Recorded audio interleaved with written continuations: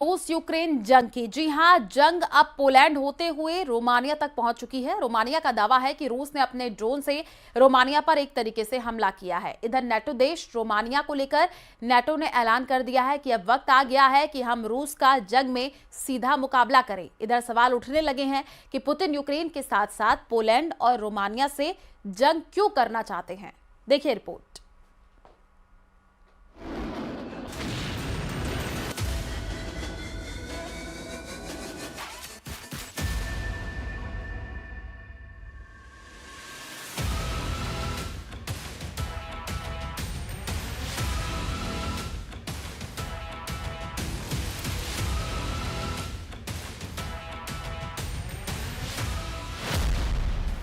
Trump का ऐलान, जंग में उतरा नेटो, पोलैंड के बाद रोमानिया पर हमला।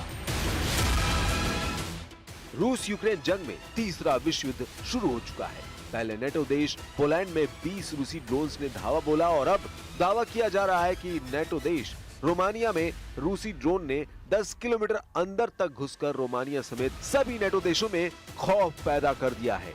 अब तीसरे विश्व युद्ध की शुरुआत का इसी से अंदाजा लगा सकते हैं कि राष्ट्रपति ट्रंप ने अचानक पलटी मारते हुए नेटो को पुतिन के हाथों मरवाने का पूरा इंतजाम कर दिया है।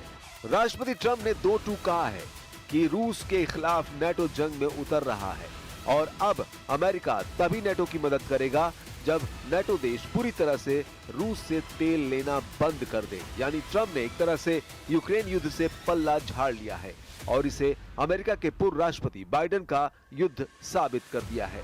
इधर दूसरी तरफ नेटो की तैयारी और रूस की तेल रिफाइनरियों पर यूक्रेनी ड्रोन हमलों से तिलमिलाए पुतिन ने बिना चेतावनी यूक्रेन से सटे रोमानिया और बेलारूस से सटे पोलैंड पर एक तरह से हमले शुरू कर दिए हैं। आप पुतिन के खौफनाक हमलों और इरादों का इसी से अंदाजा लगा सकते हैं कि रूस ने हाईवे पर अपनी हाइपरसोनिक किंजल मिसाइलों को हमले के लिए उतार दिया है। रूस के एक हाईवे पर हमला करने के लिए तैनात रूस के इस्कंदर मिसाइल ने पूरे यूरोप में हड़कंप मचा दिया है। इधर जेलेंस्की ने डंके की चोट पर दावा कर दिया है कि रूस ने नेटो देश पोलैंड पर हमले शुरू कर दिए हैं और अगर अभी भी नेटो ने रूस के खिलाफ खुलकर मोर्चा नहीं खोला तो फिर रूस एक एक करके नेटो देशों को तबाह कर देगा। पोलैंड के बाद रोमानिया पर हमला, पुतिन की नेटो से खुली जंग।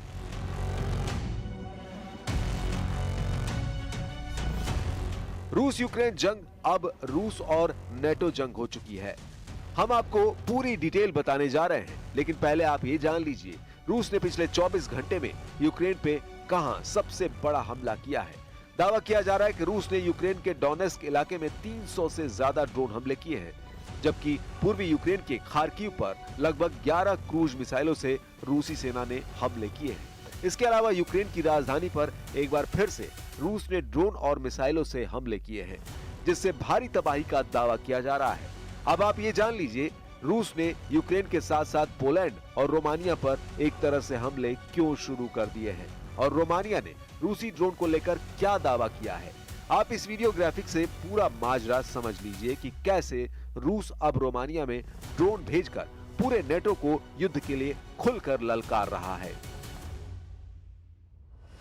रोमानिया के रक्षा मंत्रालय का दावा है कि रूस का एक ड्रोन रोमानिया के हवाई क्षेत्र में घुस आया। रूस के इस जंगी पैतरे के बाद रोमानिया ने तुरंत अपने F-16 लड़ाकू विमान हवा में भेज दिए और लगभग 50 मिनट तक ड्रोन का पीछा किया। रोमानिया के रक्षा मंत्रालय के मुताबिक 14 सितंबर 2025 को देर रात ड्रोन की घुसपैठ का पता लगाया और 2 F-16 लड़ाकू विमानों के साथ साथ 2 यूरोफाइटर्स जो कि रोमानिया में जर्मन वायु पुलिस मिशन का हिस्सा हैं, उनको भेजा गया। रोमानिया के रक्षा मंत्रालय का दावा है कि लड़ाकू विमानों ने ड्रोन का तब तक पीछा किया जब तक कि वो रोमानियाई गांव चिलिया वेचे के पास रडार से गायब नहीं हो गया।